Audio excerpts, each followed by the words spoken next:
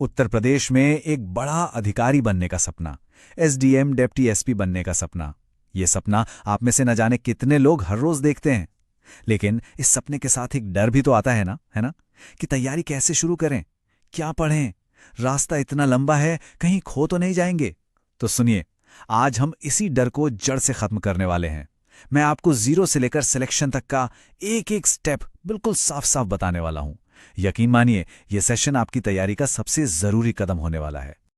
तो चलिए एक नजर डालते हैं कि आज हम इस सफर में क्या क्या कवर करेंगे। सबसे पहले समझेंगे कि ये पीसीएस का सपना और इसकी पहली चुनौती क्या है। फिर परीक्षा के जो 3 मेन स्टेज हैं उनको जानेंगे। उसके बाद सबसे जरूरी चीज, पूरा सिलेबस, कि आखिर पढ़ना क्या है।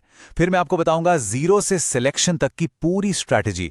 और आखिर में हम उन गलतियों की बात करेंगे जिनसे आपको बचना है और असली मोटिवेशन कहां से लाना है। तो चलिए शुरू करते हैं हमारे पहले पड़ाव से, पीसीएस का सपना और पहली चुनौती। आखिर ये यूपी पीसीएस परीक्षा है क्या, इसे ठीक से समझना बहुत जरूरी है। देखिए, ये सिर्फ कोई नौकरी पाने का एग्जाम नहीं है, ये उत्तर प्रदेश के भविष्य को बनाने का एक मौका है। अगर बिल्कुल आसान भाषा में कहूं ना, तो ये वो परीक्षा है जो आपको एसडीएम, डिप्टी एसपी, बीडीओ ऐसे ही कई बड़े और पावरफुल पदों तक पहुंचाती है। ये वो पद हैं जहां बैठकर आप सच में बदलाव ला सकते हैं, लोगों की मदद कर सकते हैं और सही मायनों में समाज की सेवा कर सकते हैं। ठीक है, तो अब ये तो समझ आ गया कि जाना कहां है। अब देखते हैं कि वहां तक पहुंचने का रास्ता कैसा है। इस पूरी परीक्षा को आप समझिए 3 बड़े हिस्सों में या 3 पड़ावों में बांटा गया है और हर पड़ाव की अपनी अलग चुनौती है। देखिए, ये 3 सीढ़ियों वाला सफर है। पहली सीढ़ी है प्रारंभिक परीक्षा या प्रीलिम्स। ये एक तरह का फिल्टर है, एक स्क्रीनिंग टेस्ट है जिसका काम है गंभीर उम्मीदवारों को भीड़ से अलग करना। दूसरी और सबसे अहम सीढ़ी है मुख्य परीक्षा यानी मेंस। असली खेल यही होता है, आपकी रैंक इसी के नंबरों से बनती है। और तीसरी और आखिरी सीढ़ी है साक्षात्कार या इंटरव्यू, जहां आपके ज्ञान से ज्यादा आपके व्यक्तित्व को परखा जाता है। अब जरा प्रीलिम्स के पैटर्न को ध्यान से समझिए। इसमें 2 पेपर होते हैं। पहला है जीएस पेपर 1, जिसमें 150 सवाल होते हैं। आपकी कट ऑफ और मेरिट इसी पेपर के नंबरों पर बनती है। दूसरा पेपर है सीएस 8। ये सिर्फ क्वालिफाइंग है, मतलब आपको इसमें बस 33% नंबर लाने हैं पास होने के लिए। लेकिन, और ये बहुत जरूरी है, इसे हल्के में लेने की गलती मत करना। अगर आप सीएस 8 में फेल हो गए तो आपका जीएस का पेपर चेक ही नहीं होगा, चाहे आपने उसमें कितना भी अच्छा स्कोर क्यों ना किया हो। और हां, 1/3 की नेगेटिव मार्किंग भी है, तो तुक्केबाजी से बचना है। प्रीलिम्स की बाधा पार करके आप पहुंचते हैं असली रणभूमि में, मेंस एग्जाम में। यह पूरा 1500 नंबर का है।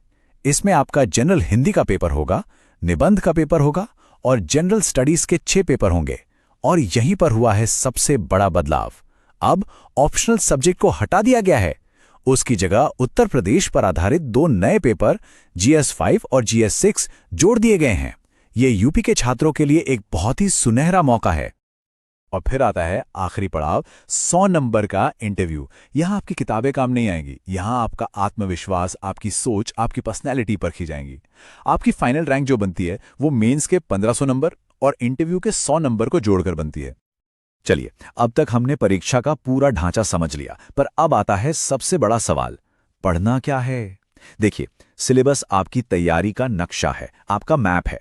अगर नक्शा ही ठीक से नहीं समझा तो मंजिल तक कैसे पहुंचेंगे। तो चलिए इस नक्शे को डिकोड करते हैं। प्रीलिम्स के जीएस पेपर 1 में आपको क्या क्या पढ़ना है। आपको पढ़ना है भारत का इतिहास, देश दुनिया का भूगोल, हमारी राजव्यवस्था और अर्थव्यवस्था, साथ में जनरल साइंस और इन सब का बॉस, करंट अफेयर्स। लेकिन एक बात गांठ बांध लीजिए, सिलेबस में साफ साफ लिखा है कि इन सभी विषयों को उत्तर प्रदेश के विशेष संदर्भ में पढ़ना है। मतलब यूपी का इतिहास, यूपी का भूगोल, सब कुछ। ज्यादातर नए बच्चे यही गलती करते हैं, आपको नहीं करनी है। अब बात सीएस 8 की। जैसा मैंने पहले भी बताया, यह सिर्फ क्वालिफाइंग है। इसमें आपकी लॉजिकल रीजनिंग, थोड़ी मैथ्स, थोड़ी हिंदी इंग्लिश की बेसिक समझ को टेस्ट किया जाता है और लेवल भी 10वीं क्लास तक का ही होता है। तो इसके लिए बहुत ज्यादा घबराना नहीं है, पर हां, इसे पास करना जरूरी है, तो प्रैक्टिस जरूर करनी है।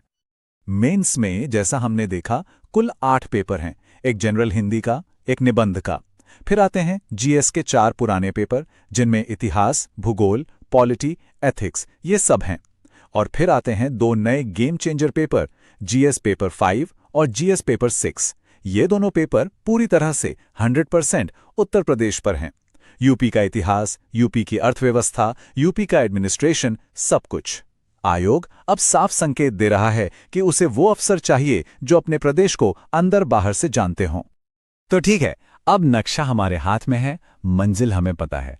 तो चलिए अब इस रास्ते की बात करते हैं जिस पर आपको चलना है। ये इस पूरे सेशन का सबसे जरूरी हिस्सा है, जीरो से सिलेक्शन तक की पूरी स्ट्रैटेजी।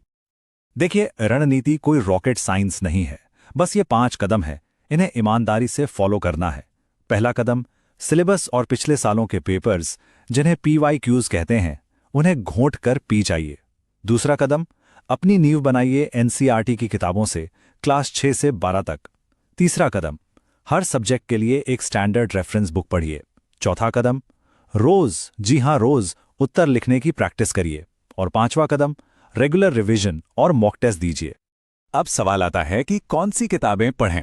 तो हिंदी मीडियम के लिए कुछ किताबें तो बिल्कुल जरूरी हैं, जैसे पॉलिटी के लिए M लक्ष्मीकांत, मॉडर्न हिस्ट्री के लिए स्पेक्ट्रम, साइंस के लिए ल्यूसेंट। लेकिन एक किताब है जो प्रीलिम्स के लिए ब्रह्मास्त्र है, वो है घटना चक्र पूर्वावलोकन।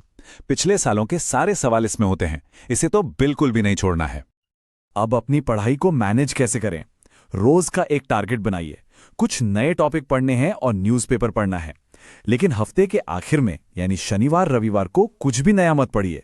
उस दिन सिर्फ और सिर्फ पूरे हफ्ते में जो पढ़ा है उसे रिवाइज करिए और एक मॉक टेस्ट लगाइए। याद रखिए, बिना रिवीजन के पढ़ना ऐसा है जैसे आप आगे आगे पढ़ते जा रहे हैं और पीछे पीछे सब भूलते जा रहे हैं। एक बात समझ लीजिए, मेंस में आपको कितना आता है इससे ज्यादा जरूरी है कि आप उसे लिखते कैसे हैं। उत्तर लिखने की कला सीखनी पड़ेगी। सवाल को ध्यान से तोड़कर समझिए। अपने जवाब को 3 हिस्सों में बांटिए, एक छोटा सा इंट्रोडक्शन, मेन बॉडी और एक अच्छा सा निष्कर्ष। जहां भी मौका मिले डायग्राम, फ्लो चार्ट बनाइए। और शुरू कैसे करें? पिछले साल के सवालों से। जैसा भी लिख पाएं, टूटे फूटे शब्दों में ही सही, पर आज से ही लिखना शुरू कीजिए। अब तक हमने बात की कि क्या करना है, पर उतना ही जरूरी है ये जानना कि क्या नहीं करना है। तो चलिए अब बात करते हैं उन आम गलतियों की जो नए छात्र करते हैं और जानते हैं कि इस लंबे सफर में मोटिवेशन को जिंदा कैसे रखना है। ये 4 गलतफहमियां ये आपकी पूरी मेहनत पर पानी फेर सकती हैं। पहली, यूपी स्पेशल को हल्के में लेना।